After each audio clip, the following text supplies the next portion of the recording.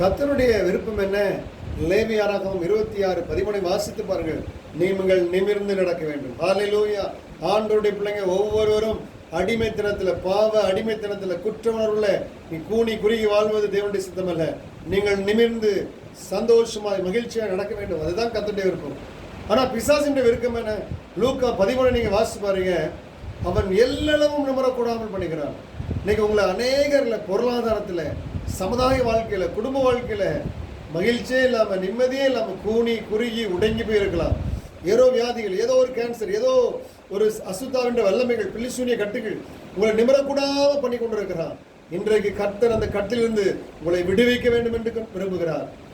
அந்த பெண்மணி செய்தது என்ன? கர்த்தருடைய சமூகத்துக்கு போய் கொண்டே இருந்தா.